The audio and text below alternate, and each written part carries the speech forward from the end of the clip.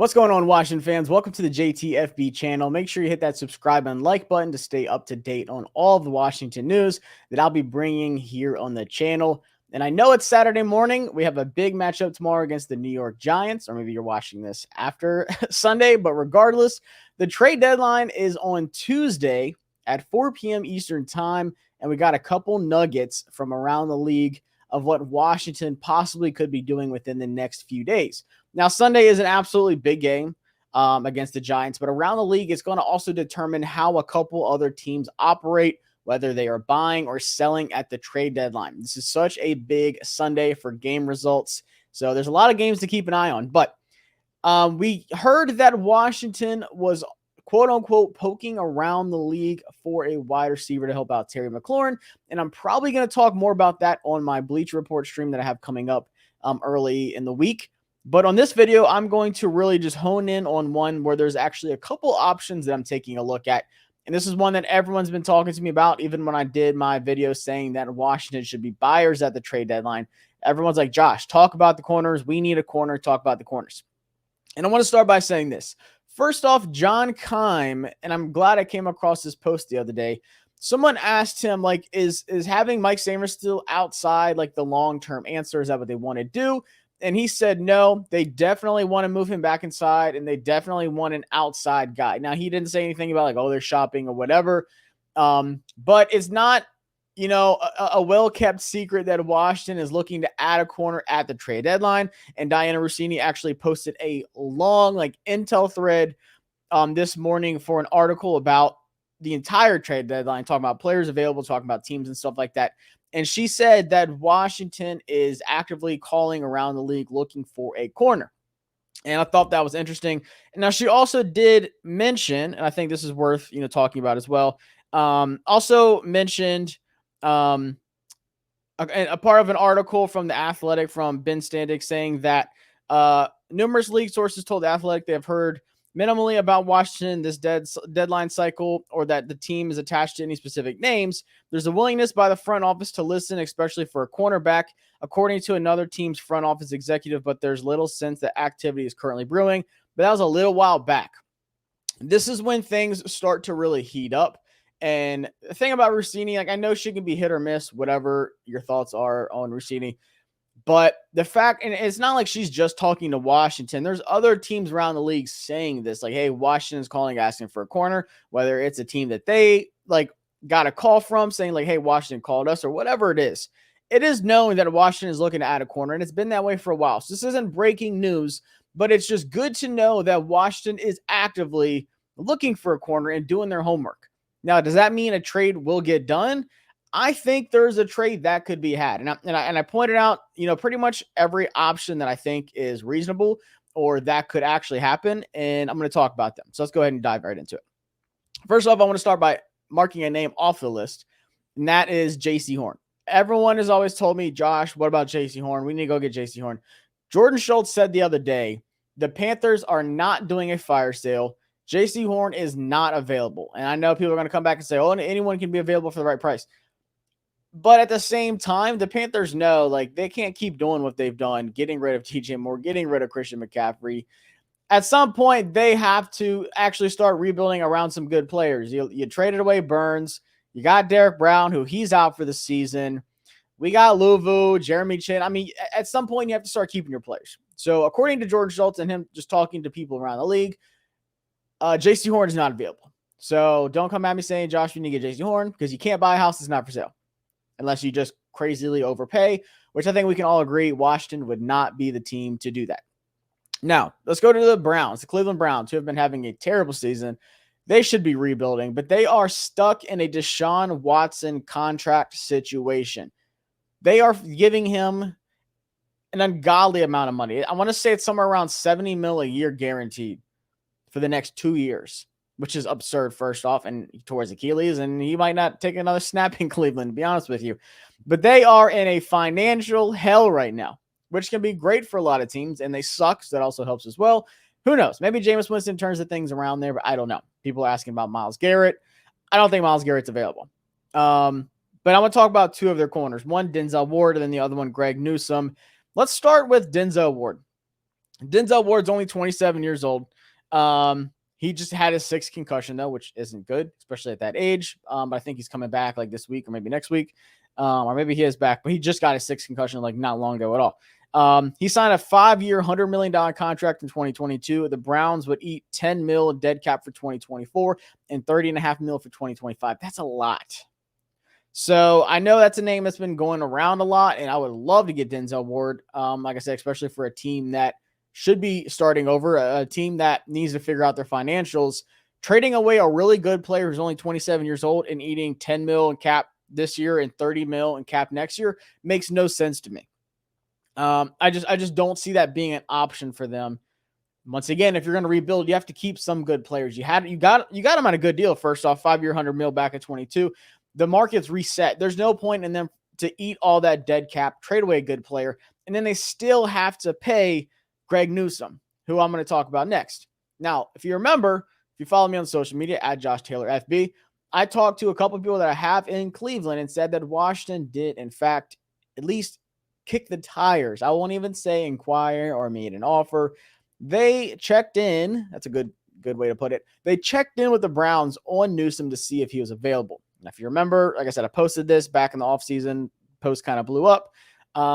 Wasn't from anyone in Washington, anything like that. It's just someone that I know that is in with Cleveland and said, hey, we heard, Washington's at least looking at Newsome for a couple reasons. One, because he's young and he's good.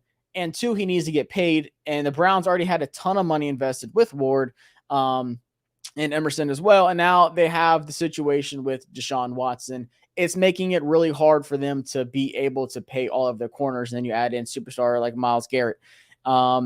So it comes down to, can they afford to pay Newsome? I don't think so. Like I said, they have to figure out what the heck their financials are if they are moving on from Deshaun Watson. Like, they have so much they need to work on. They traded Amari Cooper. You can just tell, like, they're not worried about winning right now. They know they have so much to figure out.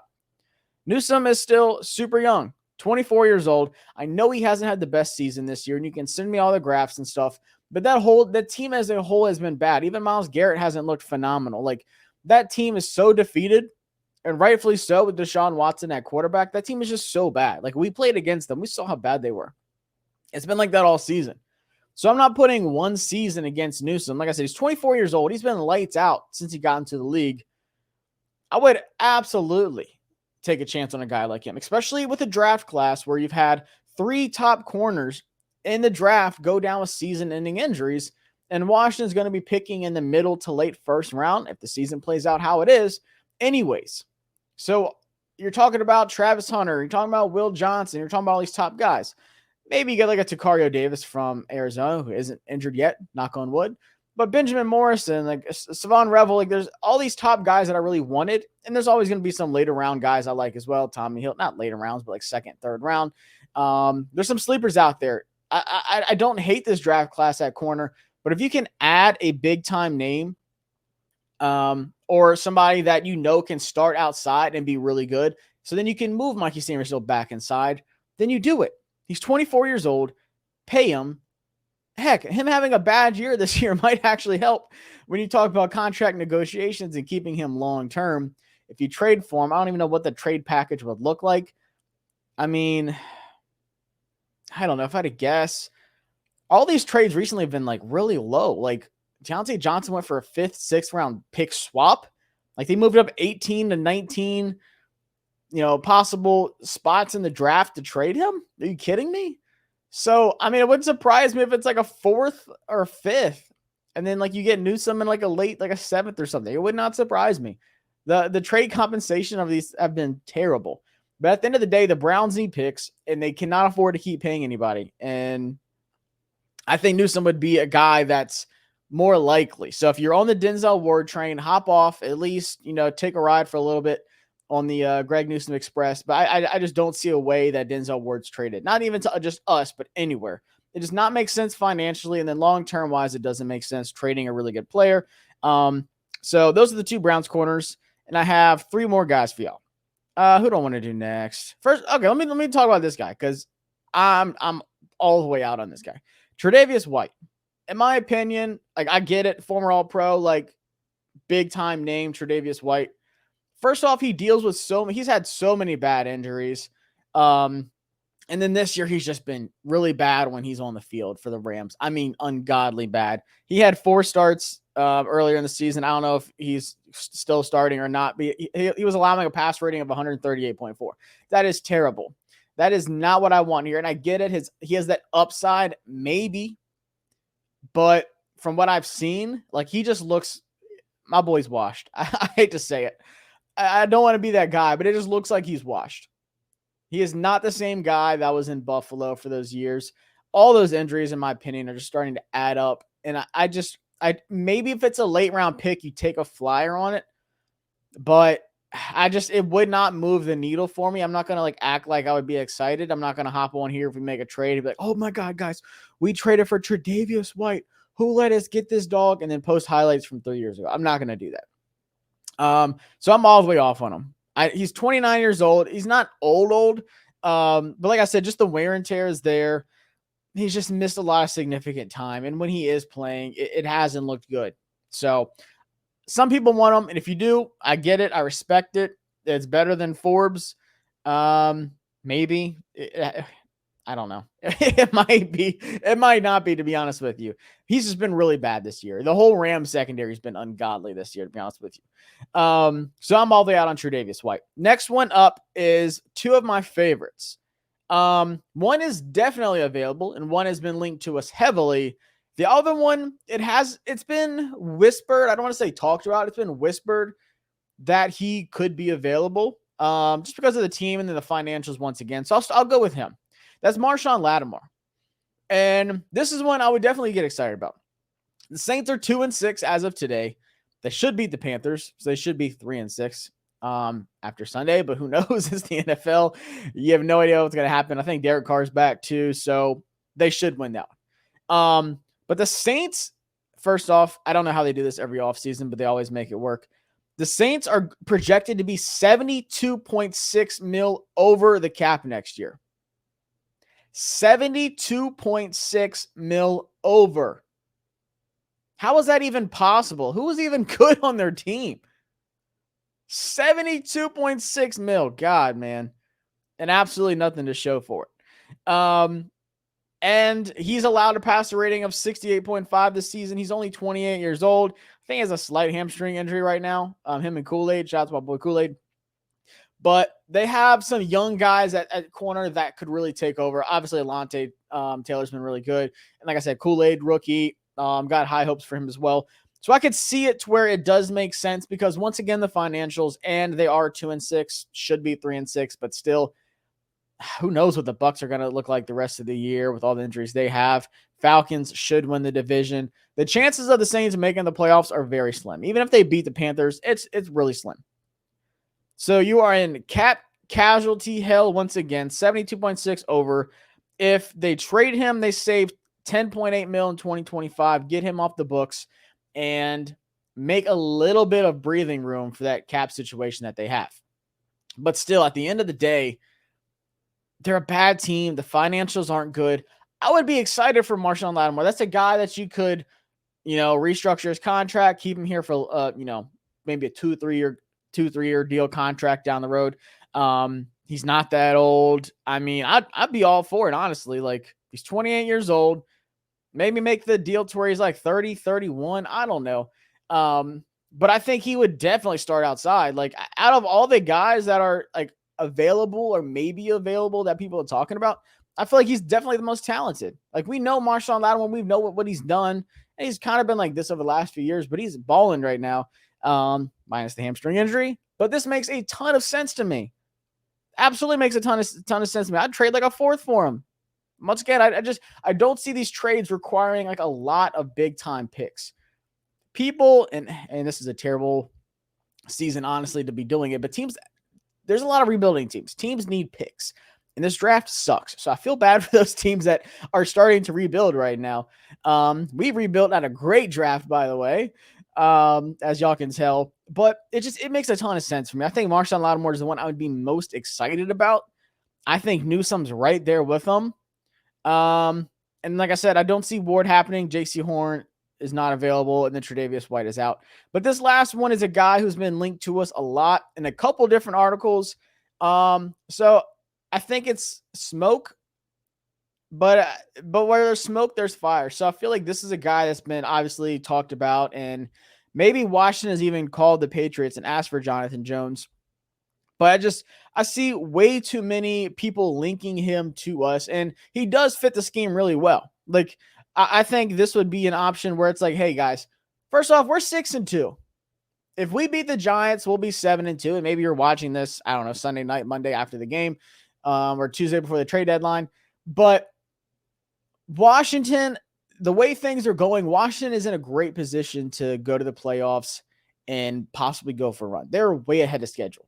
Now, what I like about this Jonathan Jones, addition, he's 31 years old, but he could be more of a gap fill for this season. Like, it's where you don't have a liability on the outside, and you can move Samer still back inside where he can ball out. Still have like Noah or St. Juice on one side. Then you have Jonathan Jones. In my opinion, he would start. Like, I think he would start opposite whoever they decide to go with. Honestly, it'd probably be Noah. Noah's been playing the best out of all the corners.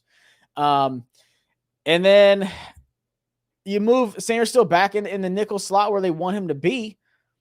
But this doesn't tie you down to no long-term, like, oh, we can't add a corner in the draft, or we can't go after one in free agency or anything like that. This is strictly you could probably get him for a 7th round pick, to be honest with you. Maybe 6th, but I think, 7th, maybe a 6th and Jones in a 7th. Like, if anything, it'd be Jones in a pick for a 6th, or just straight up a 7th round pick for Jonathan Jones.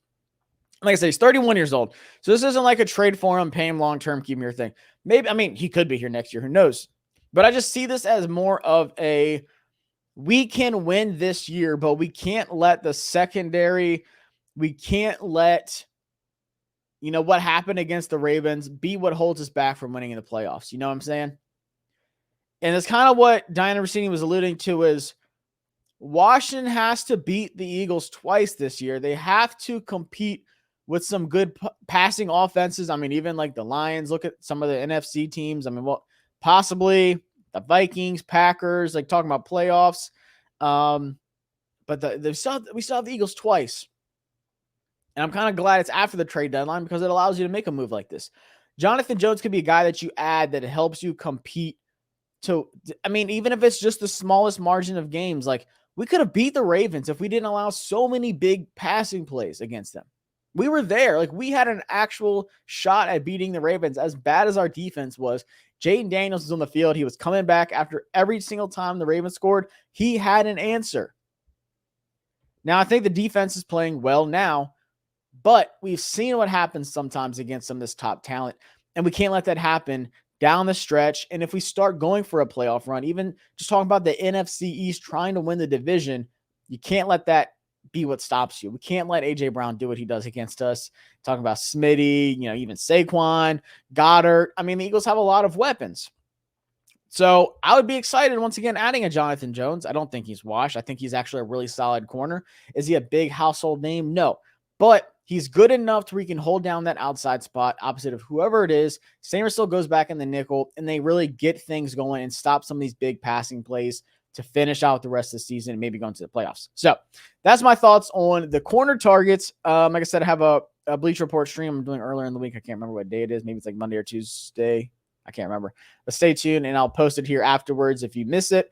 But that's my thoughts on the corners. Let me know what you think in the comments below. Maybe I missed someone that you wanted me to talk about. I'm all ears for everything, but in my opinion, those are the most likely targets for Washington. Do I think something happens? Honestly, I do. I don't think Washington's going to be over eager. If I had to pick one to happen, I think it's Jonathan Jones. I'm going to say for a 7th round pick. I think second most likely would be Marshon Lattimore. I would say percentage wise, 70% Jonathan Jones, 30% Marshon Lattimore. Now, I would love for that 30% to happen, but I think the 70 is more likely. So appreciate y'all. I'll be going live after the Giants game. And then, like I said, if you missed it, if you're watching this late, you can go rewatch the stream for the Giants game. But I'll be going live on the channel right after the game. So I'll see y'all soon. Hit the subscribe and like button. I'll see y'all next time. Peace.